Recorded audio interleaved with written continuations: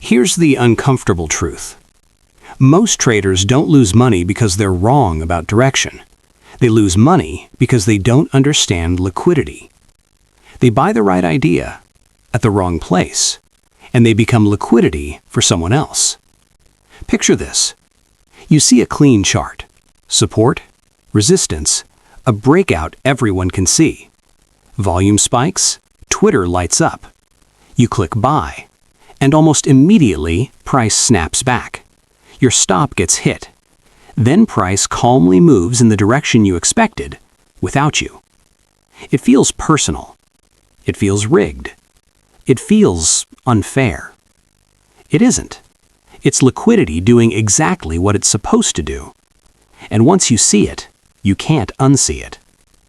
Right now, liquidity matters more than ever. Markets are faster, thinner, more crowded. Retail participation is near record highs. Algorithms dominate volume, and volatility shows up when nobody expects it. Direction alone doesn't move price anymore. Liquidity does. So let's talk about what that word actually means, without turning this into a textbook. Liquidity, in simple terms, is the ability to buy or sell without moving price too much. That's it. If you can sell instantly and price barely moves, the market is liquid.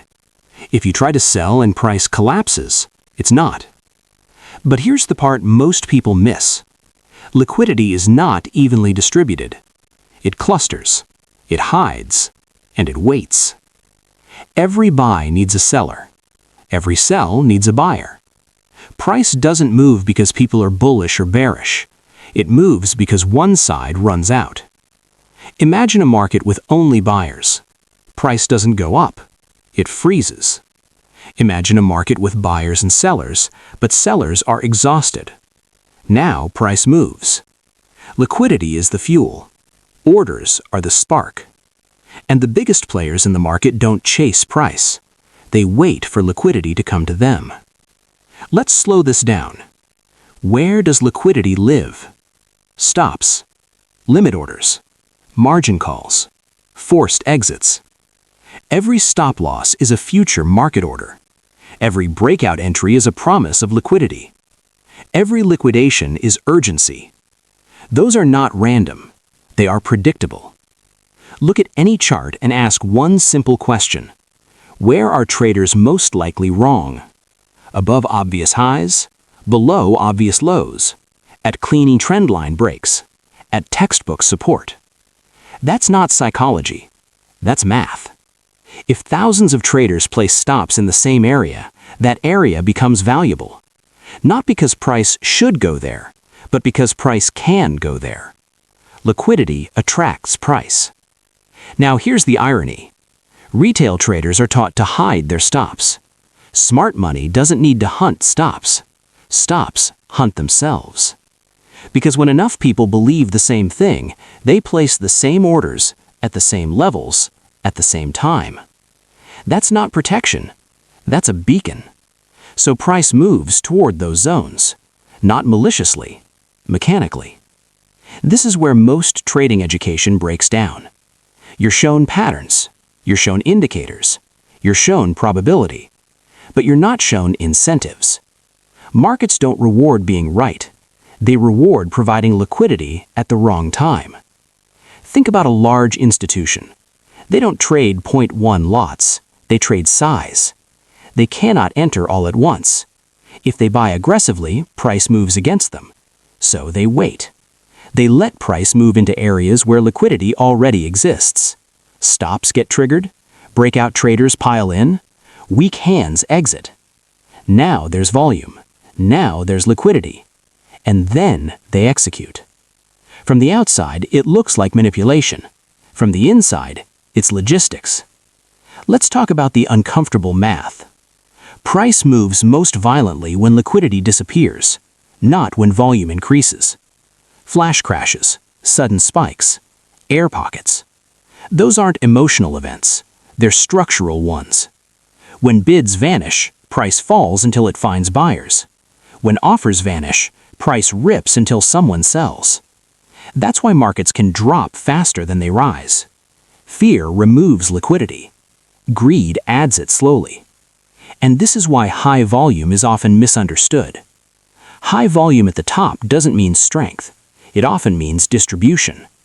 High volume at the bottom doesn't mean weakness. It often means absorption.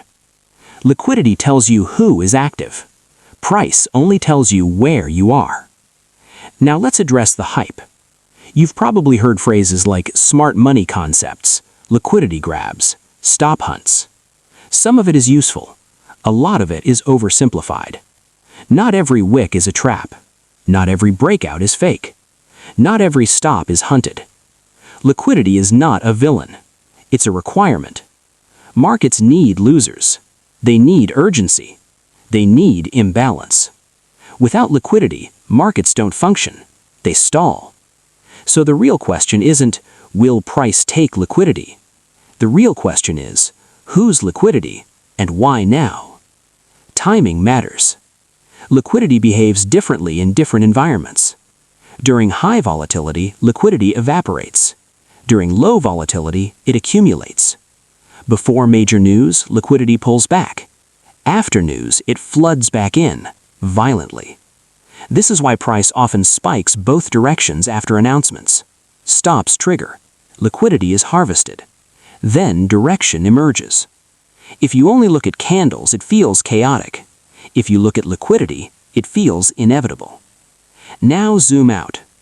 Liquidity isn't just a trading concept. It's a system-wide risk. In 2008, liquidity vanished. In March 2020, it vanished again. Even treasury markets froze. Briefly. When liquidity disappears at scale, prices don't correct, they gap. And central banks exist for one reason above all else's: to provide liquidity when nobody else will. Not to save markets, to keep them functioning. That's the uncomfortable part. Markets aren't stable because they're efficient. They're stable because liquidity is injected when necessary. And traders operating at the micro level are playing inside that larger machine. So what does this mean for you? It doesn't mean you stop using technical analysis. It doesn't mean you trade like an institution.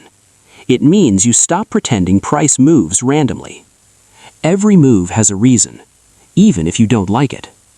When price approaches an obvious level, don't ask, will it break?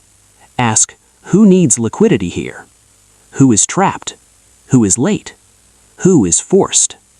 Liquidity leaves footprints, but only if you're looking for the right thing. And here's the quiet irony. Once you understand liquidity, trading gets less exciting, less dramatic, less emotional. You stop chasing, you start waiting, and you realize something unsettling. Most of the time, the market isn't trying to trick you. It's simply responding to where orders exist. The market doesn't care about your bias, your analysis, your conviction. It cares about liquidity. So the next time price spikes into a level and reverses, don't get angry. Don't call it manipulation. Don't blame the market. Ask yourself one question. Were you trading direction, or were you providing liquidity? Because in this game, those are very different things.